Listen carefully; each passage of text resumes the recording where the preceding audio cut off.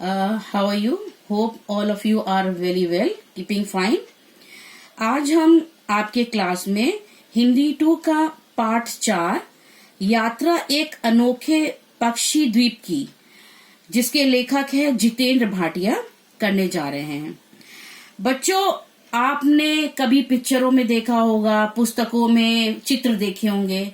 भारत ही नहीं बल्कि विश्व में भी बड़ी सुंदर सुंदर जगह दिखती हैं। आपने देखा होगा कुछ ऐसी जगह होती हैं जो बहुत ही विचित्र होती है, जिनके विषय में कभी इंसान सोच भी नहीं सकता है। ऐसी जगह भी हमारे विश्व में पाई जाती हैं। उसी तरह का एक द्वीप है जो हिंद महासागर में 115 टापुओं का सुंदर समूह है। अब हिंद महासागर बच्चों इंडियन ओशन, और टापू का मतलब है आइलैंड।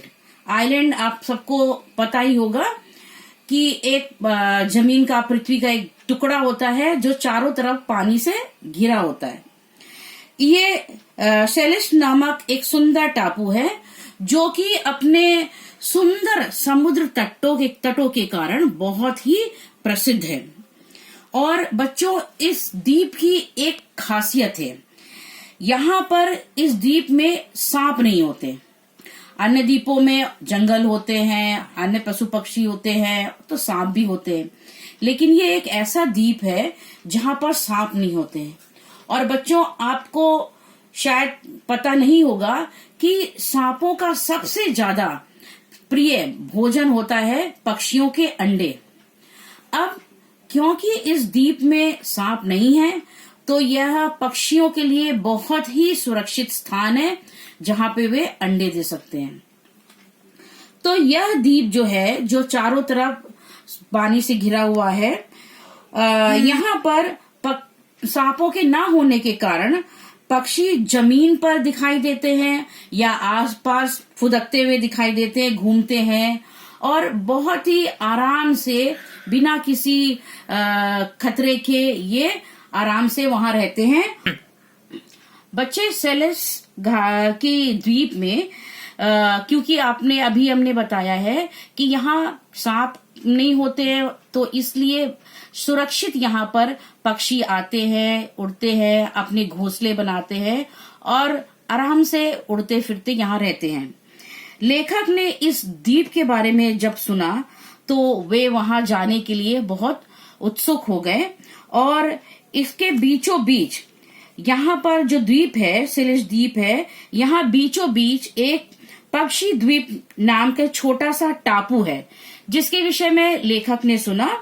और यहाँ पर लाखों की संख्या में विभिन्न प्रकार के पक्षी आते हैं, और ये यहाँ प्रजनन के लिए आते हैं, यानी कि यहाँ पर ये अंडे देने आते हैं, और अंडे देने के बाद ये काफी समय तक यहाँ रहते भी हैं। तो लेखक ने वहां जाने की सोची। हालांकि इस द्वीप में मनुष्यों के जाने पर प्रतिबंध है। अब बच्चों, आप सोच रहे होंगे, इतना सुंदर समुद्र तट है, इतनी सुंदर जगह है। हाँ बच्चों, तो मैंने आपको जैसा बताया है कि ये सुंदर टापू है। आप सोच रहे होंगे कि इतनी सुंदर प्राकृतिक स्थल है, तो फिर यहाँ मनुष्यों के जाने के लिए प्रतिबंध क्यों है? पर आप लोग जानते हैं कि किस प्रकार मनुष्य जब कहीं जगह जाते हैं तो उसको कैसे गंदा कर देते हैं, वहां की प्राकृतिक शांति को के साथ छेड़छाड़ करते हैं। तो हो सकता है इसीलिए, और क्योंकि यहाँ पर एक विलक्षण प्रजाति के पक्षी आते हैं तो उनको खतरा ना हो, शायद इसीलिए वहां पर मनुष्यों के जाने का पर प्रतिबंध है। लेखक को ऐसी जगह जाने का बहुत उत्सुक थे, तो इसीलिए उन्होंने अनुमति लेकर अपने कैमरे के साथ उस जगह जाने की सोची और उधर की जाने के लिए निकल पड़े।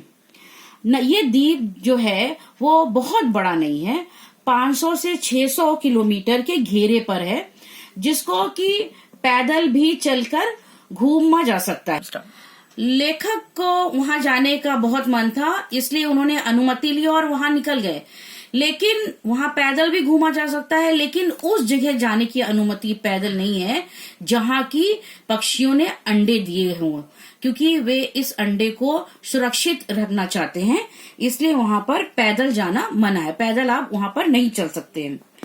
एक छोटे से हवाई जहाज पर पूरे द्वीप की लेखक ने सैर करने की सोची और वहां पर एक छोटे से हवाई जहाज में बैठ के निकल गए पूरे ओर। क्योंकि ये जगह पक्षियों से भरा हुआ है, तो पूरे वातावरण में पक्षियों के विभिन्न प्रकार के कोलाहल से गुंजित था। वातावरण बहुत सुंदर था। यहाँ पर स्थायी रूप से पक्षी नहीं रहते हैं, वे यहाँ केवल प्रजनन के लिए आते हैं, और वो भी एक दो नहीं, हजारों नहीं, लाखों की संख्या में यहाँ आते हैं और यहाँ पर रहते हैं केवल प्रजनन के लिए। इसमें से सबसे प्रमुख जो प्रजाति है वह स्लेटी कुकरी है। स्लेटी कुकरी नामक जो प्रजाति है पक्षी की, वो कम से कम 4 से 5 लाख की संख्या में यहाँ आते हैं और यहाँ का नजारा देखने में बहुत ही अद्भुत होता है। वैज्ञानिकों से पता लगाया है कि पक्षी हर साल यहाँ आते हैं और कभी कभी ये 4 साल में एक बार आते हैं, लेकिन ये उड़कर वापस नहीं जाते हैं। ये 4 साल तक समुद्र के ऊपर ही उड़ते रहते हैं।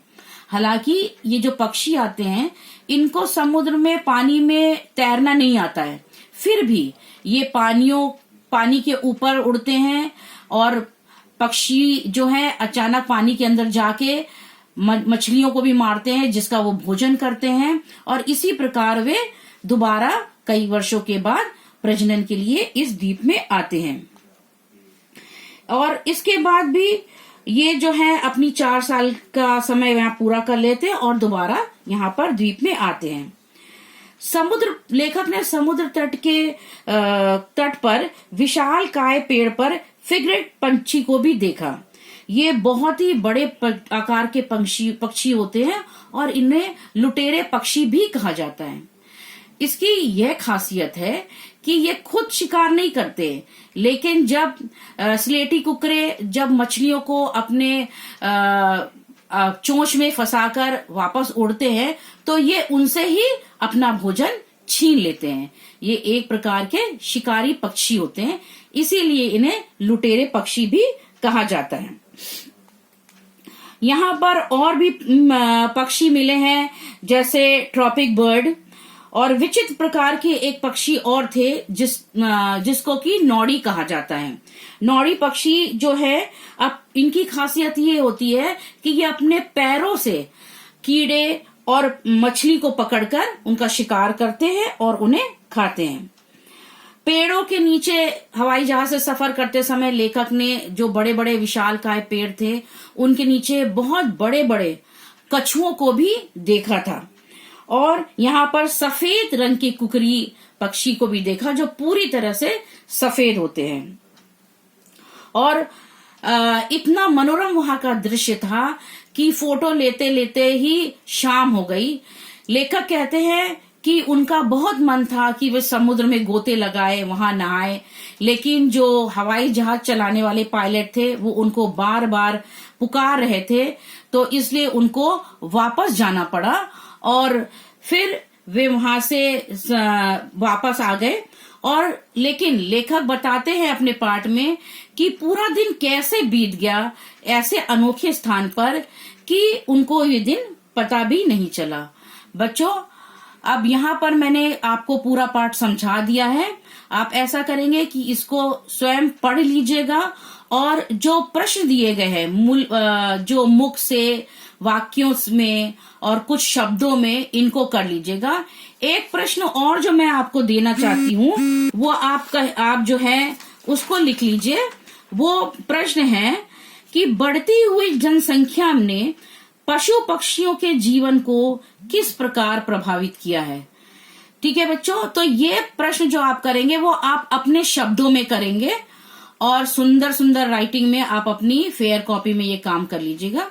ओके बच्चों, thank you, have a good day.